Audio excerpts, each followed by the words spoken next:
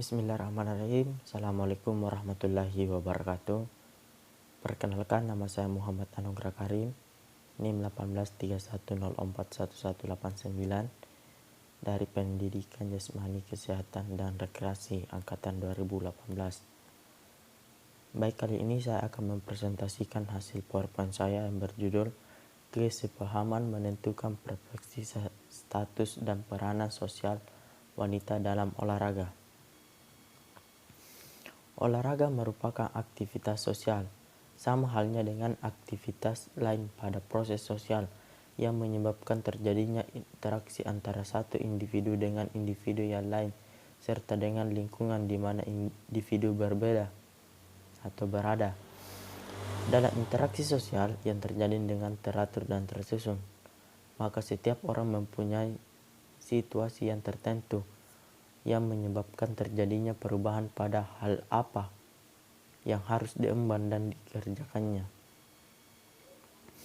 Kenyataan bahwa manusia memiliki dua segi kehidupan, yaitu kehidupan publik dan kehidupan pribadinya.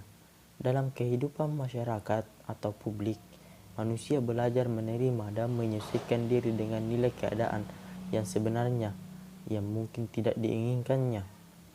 Yang kedua, sebagai pribadi, manusia memiliki keleluasan untuk berbuat dan menjadi sesuatu yang keinginannya, seperti dalam aktivitas olahraga beregu yang memiliki aturan kolektif tetapi diberikan kebebasan per individu untuk menunjukkan kemampuan yang dimiliki melebihi kemampuan yang lainnya.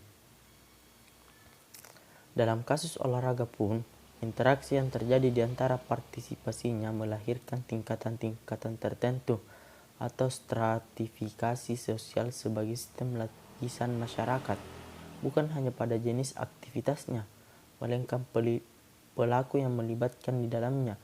Misalnya ada istilah olahraga elit, olahraga masyarakat, olahraga amatir, dan profesional, olahraga khusus untuk pria, dan olahraga khusus wanita, dan sebagainya. Wanita yang aktif berolahraga berarti dia terlibat secara intens dalam pola interaksi tertentu di masyarakat. Dari sinilah masyarakat akan memandang dan akan memberikan penilaian sehingga akhirnya memberikan status ke depannya.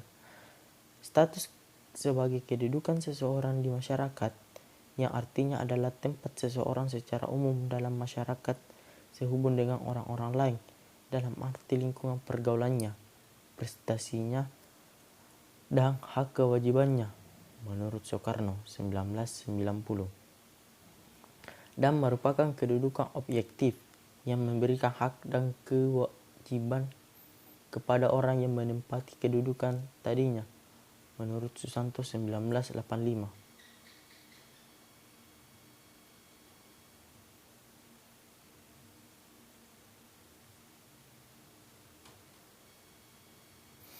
Faktor yang menentukan para wanita yang berolahraga dalam masyarakat adalah jaringan interaksinya. Seberapa luas dia mampu membentuk pola interaksi dengan yang lainnya, dan seberapa dalam interaksi serta komunikasi yang mampu dia lakukan dengan yang lainnya. Salah satu alat ukur untuk ini adalah frekuensi keterlibatan pada aktivitas olahraga dan prestasi yang telah dicetaknya. Dengan ini pula masyarakat akan memberi status padanya. Status wanita dalam olahraga. Tidak ada satupun wanita terlahir secara otomatis mendapatkan status sebagai olahraga atau atlet.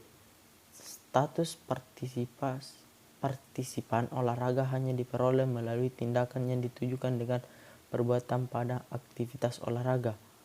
Hal ini membedakan dengan status bangsawan atau Raden Roro secara otomatis dimiliki ketika seseorang dilahirkan. Dapat dikatakan bahwa status atlet yang dimiliki wanita merupakan aktivitas status, yaitu kedudukan yang dicapai oleh seseorang dengan usaha-usaha yang disengaja.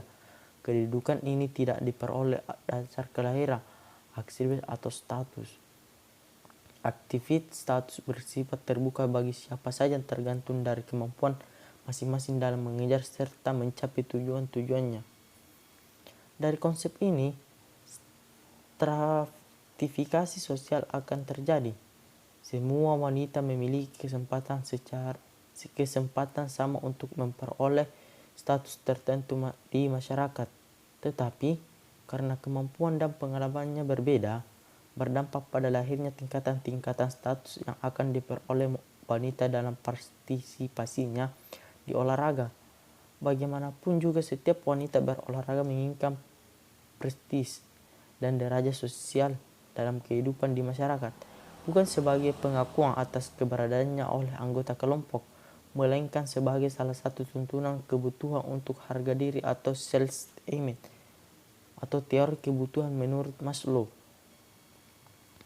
Peningkatan status wanita berolahraga memaksakannya untuk terus memobilisasi setiap tindakan. Mobilisasi sebagai salah satu peningkatan status sosial menurut Ralph H. Turner memiliki dua bentuk, yaitu yang pertama, konteks mobility atau mobilitas sosial berdasarkan persaingan pribadi. Yang kedua, sponsor mobility atau mobilitas sosial berdasarkan dukungan. Dengan mencermati bentuk mobilitas, maka pemberian status kepada wanita berolahraga hendaknya mampu diberikan sesuai porsi yang telah dilakukan. Hal ini mungkin berdampak pada proses menghilangkan perbedaan pemberian penghargaan di antara atlet pria dan wanita yang sama-sama menjadi juara di kelompoknya atau gender. Misalnya, sejumlah hadiah yang masih diberikan antara kelompok putra dan putri. Meski mungkin pertimbangannya adalah ketika pertandingan putra sering melahirkan tindakan yang akrobatik atau kreatif, skill tinggi, atau jika dibandingkan dengan kelompok putri, terlebih jika didramatisir oleh pers yang secara jumlah memang kaum pria di kalangan pers lebih banyak yang tentu saja akan selalu memberikan dukungan lebih pada sesamanya, yang berdampak pada semakin banyak jumlah penonton dan secara otomatis pemasukan, keuntungan, dan penjualan karcis pun lebih besar. Terlepas dari itu, status wanita berolahraga memang menempati porsi yang lebih rendah dari kaum pria. Anekdotnya, bisa dikatakan karena wanita kalah star. Semenjak zaman Yunani dan Romawi, sebagai perintis olahraga modern, wanita belum memperoleh kesempatan yang luas dibandingkan pria. Bahkan, dilarangnya berpartisipasi meski sebenarnya telah memiliki kemampuan yang sama dengan pria, atau dari beberapa mitolog Artemis dan Athena, Zeus dan Hippolyta. Selanjutnya, peranan wanita dalam olahraga.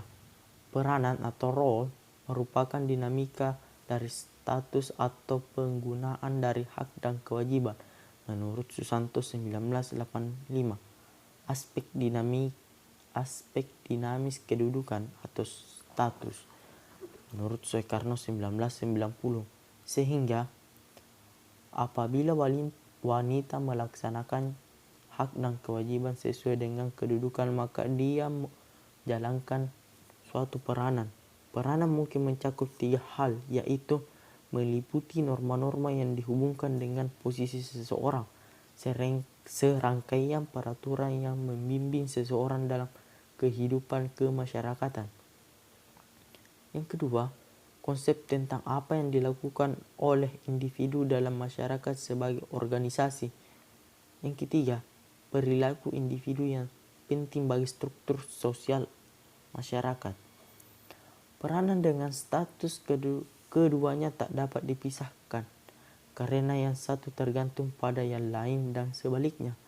Tak ada peranan tanpa kedudukan atau kedudukan tanpa peranan. Maka sudah selayaknya seorang wanita partisipan olahraga yang telah berbuat sesuai norma di masyarakat, berperilaku di masyarakat sebagai organisasi resmi, dan tidaknya olahraga adalah sebuah organisasi. dan merupakan struktur sosial masyarakat mendapat peranan sosial dari kedudukan sebagai wanita yang berolahraga. Hanya saja, sering dilupakan bahwa dalam interaksi sosial yang paling penting adalah melaksanakan peranan. Tidak jarang terjadi bahwa kedudukan lebih diutamakan sehingga terjadi hubungan-hubungan timpang yang tidak seharusnya terjadi. Contoh di dalam dunia olahraga, peranan manajer yang melebihi kekuasaan pelatih dalam menentukan siapa atlet yang harus bertanding. Peranan atlet profesional yang tidak mencerminkan jati dirinya sebagai olahragawan yang menjunjung sportivitas atau fair play, sehingga lebih cenderung mementingkan bahwa suatu pihak hanya mempunyai hak saja, sedangkan pihak lainnya hanyalah mempunyai kewajiban belakang. Dalam dunia olahraga, ketimpangan ini menyebabkan terjadinya ketidakmerataan kesempatan. Wanita hanya dijadikan sebagai faktor pendukung dan keberadaannya bukan prioritas, bukan yang utama. Misal dalam beberapa kasus olahraga profesional, wanita hanya sebagai objek pelengkap seperti only keys di otomatis sport atau pemandu sorak dalam beberapa olahraga permainan, sehingga status dan perannya bukan hanya sebagai bintang, tidak pula sebagai pemain utama. Ketimpangan yang lebih luas terjadi pada masyarakat partisipan aktivitas tertentu, termasuk aktivitas olahraga, akibat ketidaksesuaian harapan dalam konteks olahraga Indonesia. Rasanya lebih tepat dikatakan tuntunan. Dengan peranan yang dapat didapat dalam menduduki suatu status, menurut Davis 1948, terjadi karena yang pertama, harapan masyarakat kurang memperhatikan tindakan sebenarnya atau sebaliknya. Yang kedua, apabila harapan masyarakat akan tindakan diketahui, akan tetapi waktu dan situasi tidak memungkinkan bagi individu yang bersangkutan. Yang ketiga, apabila pemenuhan harapan masyarakat di luar kemampuan individu. Masyarakat olahraga Indonesia masih kuat dengan konsep kalah menang, bahwa suatu pertandingan hanya sebatas pemenang dan pecundang, sehingga identik dengan menyamaratakan status tanpa memahami peranan yang diemban. Kita menyamakan status atlet kita dengan atlet dunia tanpa mengerti proses yang memperoleh status terlebih peranan terhadap seperti apa. Dunia olahraga wanita lebih memperoleh kesialan. Dari konsep ini kita lebih tahu bahwa tim putri adalah pecundang tanpa mengerti siapa lawan dan proses untuk menjadi pecundang. Karena kita memang kalah start dalam proses pembinaan olahraga wanita, tim sepak bola kita lebih banyak kalahnya. Tim pebulu tangkis semakin terpuruk. Berpindahnya pebulu tangkis putri harapan kita ke negeri lain. Ketidakmampuan induk olahraga dalam proses regenerasi atlet wanita. Ini semua adalah tren yang semakin memperburuk persepsi masyarakat terhadap aktivitas wanita olahraga. Salah satu penyebab adalah perbedaan kesempatan. Menurut Kwakei 1990, dari beberapa kasus bahwa wanita masih memiliki sedikit kesempatan dibandingkan pria, terutama di kota-kota kecil dan wilayah pedesaan yang lebih sering terjadi kekurangan, dan diantaranya adalah hal yang pertama, persediaan dan pemilihan peralatan dan penyebarannya. Yang kedua, penjadwalan pertandingan dan waktu latihan. Yang ketiga, kesempatan memperoleh pelatih dan tutor akademik, penugasan dan kompensasi pelatih dan tutor. Yang keempat, ketersediaan obat-obatan dan pelayanan latihan serta fasilitas. Yang kelima, publikasi bagi secara individu, tim, dan event. Harusnya Indonesia memiliki keuntungan dalam hal kesempatan berolahraga. Karena negara ini dipimpin oleh perempuan juga, yang secara karakter psikis lebih menonjol perasaan, wanita pun berkeinginan sama untuk mendapatkan penghargaan selayaknya pria. Hanya proses ke arah yang itu tidak berkesempatan untuk dengan yang dimiliki pria karena terkait kebijakan yang dihasilkan adalah kesempatan dominasi pria yang duduk di lembaga legislatif dan eksekutif. Seandainya presiden negara ini berprioritas pada peningkatan sumber daya perempuan, bukan membatas retorika, dengan tegas memberikan aktivis status atau aktivis status sebagai individu yang berhak mendapatkan kesempatan dan penghargaan yang sama dengan lawan jenisnya, dengan mempertimbangkan perspektif sosial sebagai acuan dalam membicarakan kedudukan dan peran atlet di masyarakat. Dr. Vasiliki Alfredino dari Swiss kemukakan dalam makalahnya kedudukan dan peran atlet di masyarakat, yaitu yang pertama, keberadaan atlet di masyarakat serta pribadi atlet sebagai individu dipandang sebagian dari pola-pola sosial dan perasaan-perasaan memiliki didasari oleh peraturan yang berlaku. Yang kedua, individu yang hidup dalam suatu pranata sosial dan lingkungan masyarakat akan terlibat kegiatan dan tindakan di dalam kehidupan sehari-harinya. Yang ketiga, sebagai individu yang rasional, seseorang mampu mengevaluasi tindakan secara intelektual. Hal ini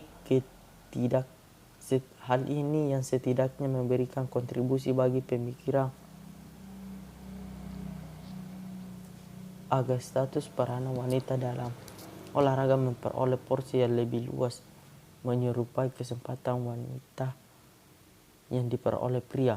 Wanita tidak lagi berada di belakang dalam startnya untuk memperoleh status dan peranan sosial di masyarakat dibandingkan kaum pria. Faktor pendukung ke hal itu adalah kedasaran seluruh masyarakat bahwa bagaimanapun juga suatu keberhasilan tidak meningkatkan status bangsa dan di dunia internasional adalah buah kerjasama antara pria dengan wanita.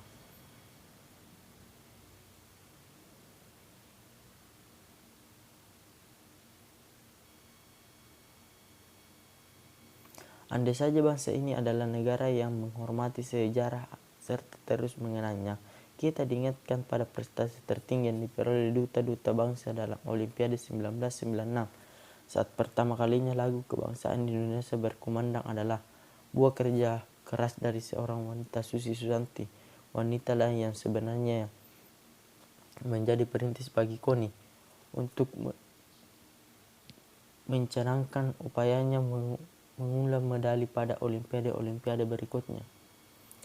Hanya saja kita adalah masyarakat hedonis yang bersuka cita sesaat tanpa mampu mengambil makna dari setiap peristiwa yang mampu menorehkan prestasi spektakuler yang pada akhirnya kita tetap lupa atau mungkin mengabaikan akan kemasyhuran atlet wanita yang berhasil mencetak prestasi melebihi kaum pria, sehingga status dan peranan wanita dalam olahraga masih terus berada di belakang kaum pria.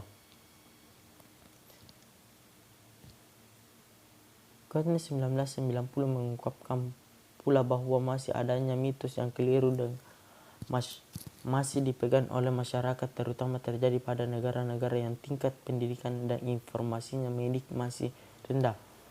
Yang pertama, keikutsertaan yang berat dalam olahraga mungkin menyebabkan penyebab utama masalah kemampuan menghasilkan keturunan. Yang kedua, aktivitas pada beberapa event olahraga dapat merusak organ reproduksi atau payudara wanita. Yang ketiga, wanita memiliki struktur tulang yang lebih rapuh dibandingkan pria sehingga lebih mudah mengalami cedera. Yang keempat, keterlibatan intens dalam olahraga menyebabkan masalah pada menstruasi.